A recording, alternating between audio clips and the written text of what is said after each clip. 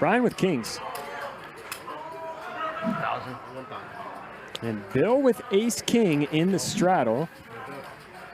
We are playing 100, 200 with a $200 big blind ante with a $400 straddle. All right. Folds around to Brian with pocket kings and he makes it 1,000. I would personally make it a little bit bigger, given we're playing $130,000 deep, which is something like 300 big blinds. But, you know, whatever, your preflop raise size is not going to matter all that much, especially if you are good at using overbets on the flop and turn and river, as a lot of cash game players are. Around to Bill Klein. For those who do not know Bill Klein, he is a very, very gigantic giver to charity. Philanthropic person. I was trying to come up with that word, but I couldn't. Forgive me, YouTube. My English is only marginal. It's my third language. So, around to Bill. Gives a lot of money to charity. Plays the high-stakes cash games, high-stakes tournaments. He battles hard. He has ace-king, and he decides to just call. I would pretty much always 3-bet the ace-king. Ace-king's a hand that doesn't really care if your opponent folds from out of position, and if they do call your 3-bet, you're going to be in fine shape. That said, maybe he made a read. Maybe he knows he's in bad shape against the kings, and he decides to see the flop. Looks like he's just going to call. So he could have seen a big pot blow up pre-flop, but you see a single raise pot here. Brian's had some hands tonight. There's 2/3 pot here. Bill gonna continue once with the ace-king. The flop comes 10-5-4 with 2 hearts. This is an incredibly dynamic board, meaning there are a lot of hands that are good right now that will not be good on a lot of turns. For example, pocket kings, right? On 10-5-4, there's no straight available right now, which means pocket kings is almost always good. Plus, Bill's not going to have random 10-5 offsuit in the big blind, even against a small pre-flop raise. So this is a spot where I think you probably want to be betting pretty big with your pocket kings, especially when we're playing very, very deep stacked, because you have the best hand at the moment, but you're actually kind of vulnerable. Brian does go for 2/3 pot, but I would not mind even a bigger bet in this scenario. That said, whatever, 2/3 pot is perfectly fine and reasonable. Over to Bill. Ace king high only. I don't really see how you can fold. This is an annoying spot, but you have to realize Bill's hand is very underrepresented, and also if he does happen to hit an ace or a king on the turn, he's almost always good. Not good if he gets the king. This time it'd be a disaster. But for the most part, this is a scenario where you cannot fold the ace king to one flop bet, even without a backdoor flush draw. So I don't mind his call, especially if he thinks Brian's not going to be the type of player who's going to be bluffing the turn and river too often. If your opponent's going to be betting the turn and river very frequently, you should be a little bit more inclined to make slightly tighter folds on the flop, because you're going to end up not being able to defend the turn and the river all that well with hands like ace high, because ace high is usually not all that good when your opponent wants to bet the flop and the turn and the river. But if your opponent's going to check it down some portion of the time on the turn and the river with stuff like weaker ace high, king high, just nothing, then you definitely want to call with ace high on the flop, because you're going to get to see the showdown very often. So anyway, Bill makes a very standard call. Let's head to the turn.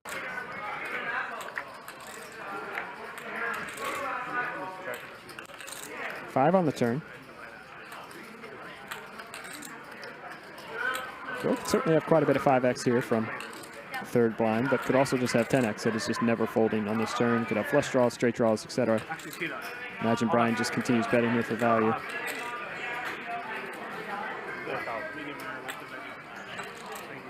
Brian, 2/3 again.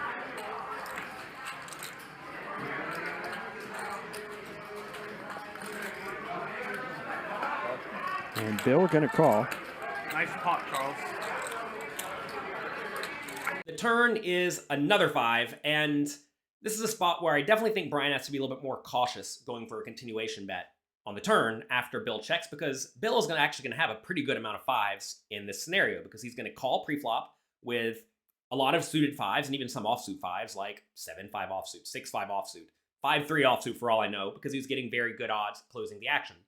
So this is a spot where Brian definitely needs to be a little bit cautious. That said, kings are definitely good enough to bet in this scenario, especially if you don't expect your opponent to run all that many bluffs against you. In the spot, if you expect Bill to check raise kind of aggressively with a lot of 5s and a lot of draws, especially hands like 6-8 for a gut shot, well, then you have to be a little bit more cautious betting with your kings, because you really don't want to bet and face a raise playing very deep stack. Because imagine if in this scenario, after Brian bets 4,000 into the 5,700 pot, Bill makes it 16,000. Ugh. Brian's going to call. On the river, doesn't really matter what it is. If Bill bets 2 times the pot or 3 times the pot for a load, basically all in, is Brian really going to find a call the pocket kings? It's a nasty spot. That is a scenario that a lot of the best players will put you in on a regular basis when they know that they have a lot of the effective nuts and you do not. Anyway, though, Brian does go for the 4,000 bet, which I think is definitely reasonable. Over to Bill with the ace high now. Look, the 5 doesn't change much, so I certainly don't fault him for calling. I think this is actually a pretty reasonable spot to check call flop, check call turn, and then check call again on safe rivers when all the draws miss. Anytime all the draws miss, and you know your opponent's range contains a lot of hands like King Jack, Queen Jack, Jack 9, all these hands that lack showdown value, but will feel very inclined to bluff, you definitely should look to find kind of like call downs. And in this spot, you really do not want to have a heart in your hand to call both the turn and the river, because when you have a heart in your hand, it decreases the number of logical flush draws your opponent could have that you beat. So I think Bill's ace-king is actually a really good bluff catcher in this spot, and I like his call. Let's go to the river. Nearly 14,000, and they're going to the river. The river is another 5.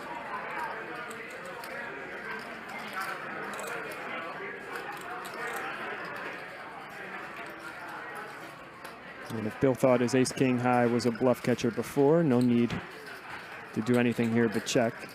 Beating the flush draws, beating the straight draws. It seems like he's got other ideas. He's going to lead. 13,000. Lead for pot here on the river.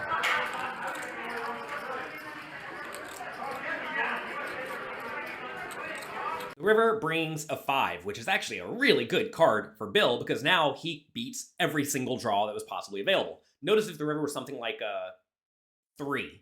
Well, then you actually do lose every once in a while to a hand like 6-3 suited. They'll just check it back on the river. You lose to the 7-6 that made a straight, etc. Right? So even on kind of blank looking rivers, Bill still does lose a decent amount of the time. I mean, imagine the river's a 9.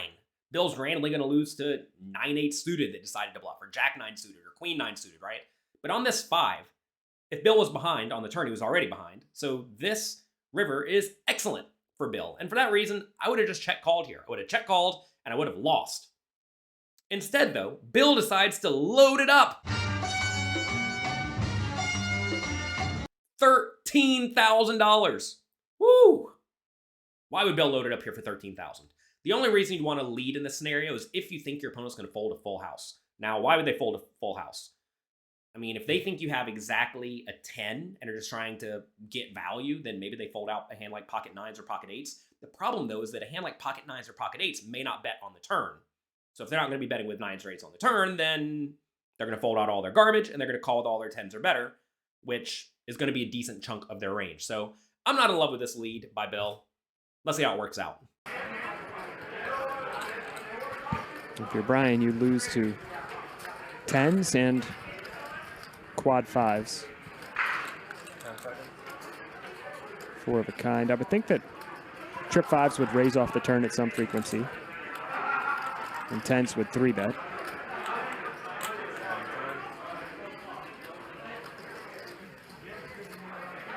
Question is, can you raise for value here? I think it's a little bit thin when Bill pots it on the river after calling 2 big bets already.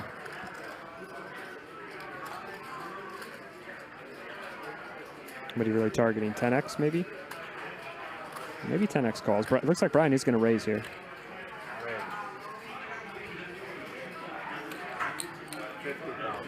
And Brian makes it 50K here, indeed targeting a hand that Bill could have, like ace 10, queen 10, jack 10. Commentators discuss the fact that perhaps Brian should just call with his kings in the spot. And some people think that's insane. Why would you just call with kings? Well, you have to realize when you raise the river with kings, what is going to call you? Well, a 5's obviously going to stick around. Pocket 10s is obviously going to stick around. What about pocket queens? Well, I would have presumed queens was going to 3-bet preflop. What about jacks? I'd presume jacks would 3-bet a lot of the time preflop. So those aren't really a ton of hands in Bill's range. Obviously, he could have them. We see slow play the ace-king preflop, so maybe he would do queens and jacks too. Who knows? But you really have to ask, will a random naked 10 call, like jack 10 or 10 3 suited, And I don't know, maybe. It depends on Brian's overall strategy. If Brian is known to be a loose, insane, aggressive, battling player, then yeah, a 10 will probably call. If Brian's known to be a little bit on the tight side, a little bit on the cautious side, then I think a 10 would probably fold to a raise in the scenario. You got to realize, when Bill leads the river big, he's basically saying either I have a really, really good hand or I have nothing. And if Bill is using that strategy to make a pot-sized lead on the river, in order for you to raise, you have to beat a decent chunk of Bill's really good hands, assuming you are raising for value, which obviously Brian is. So look, I don't fault Brian for going for the raise. I probably would have done it too. At the same time, if you know your opponent is especially aggressive or especially tricky, or will just generally put you in tough spots, then I definitely think calling is going to be the easy way out in this scenario. Let's see what Bill does. 10 seconds.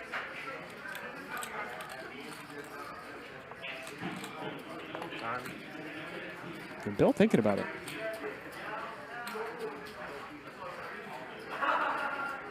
He is thinking about it.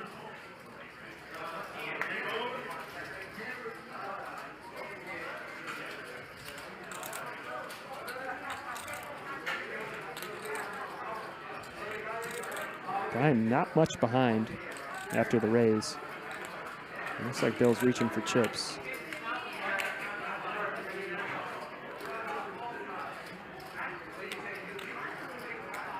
And look at this, Bill is going to 3-bet. This is so strong. 143 total. 74-year-old Bill Klein just loaded all the money in. $100,000 3-bet on the river, and he has put Brian to the ultimate test. Well, now, assuming you don't know everybody's cards, I want to know what you would do in this spot if you were in Brian's shoes. You've watched a lot of my YouTube videos here. You know that when people raise the river, they usually have the nuts. When they re-raise the river, they always have the nuts. Here, Bill led the river huge, got raised pretty big, and then ripped it all in. Sitting there with the kings. Be honest. Be honest. Would you call or would you fold? Let me know what you would do in the comment section down below. And don't fib to me. Bill is going to 3-bet all in.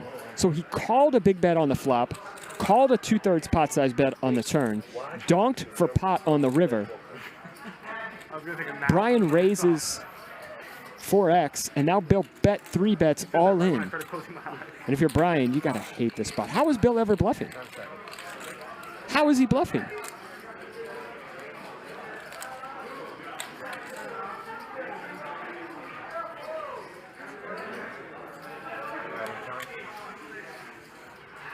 How many do I owe you so far? I already took that one.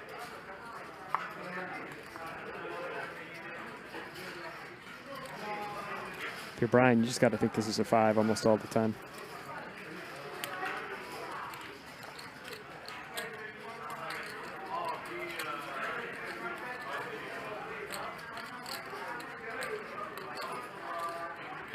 What a bluff from Bill. This would be a really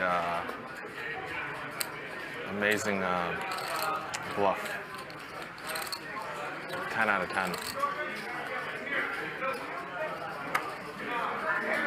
I think Brian's gonna fold it. I want to see what choice he has.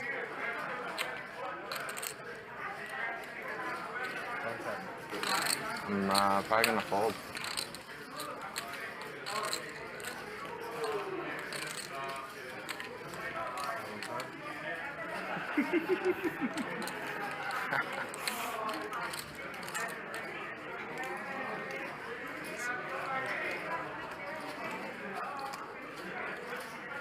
I do not think Brian puts in any more chips.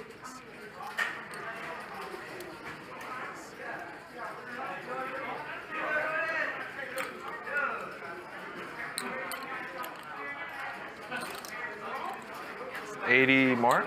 83 more, right?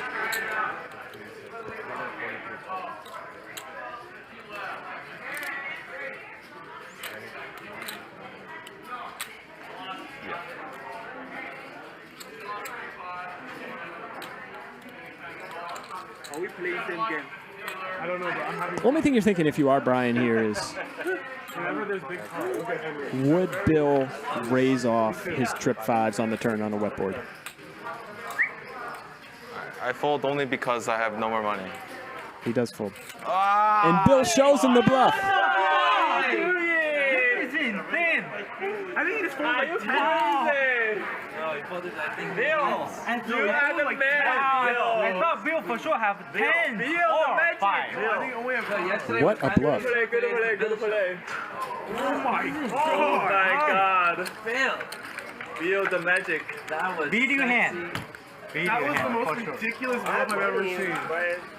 Brian is stunned. Dude, that was insane. I'll add We were talking about the 55. golf on bluff, so you wanted to show us you could still do it? Oh, right. I still got it in me. Brian, no! You're gonna loan me chips? Is that what?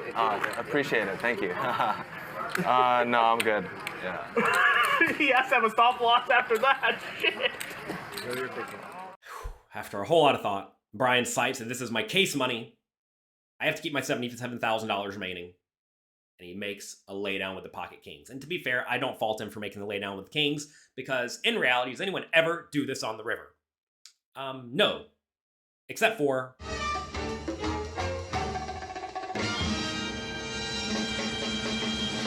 people like Robin Hood.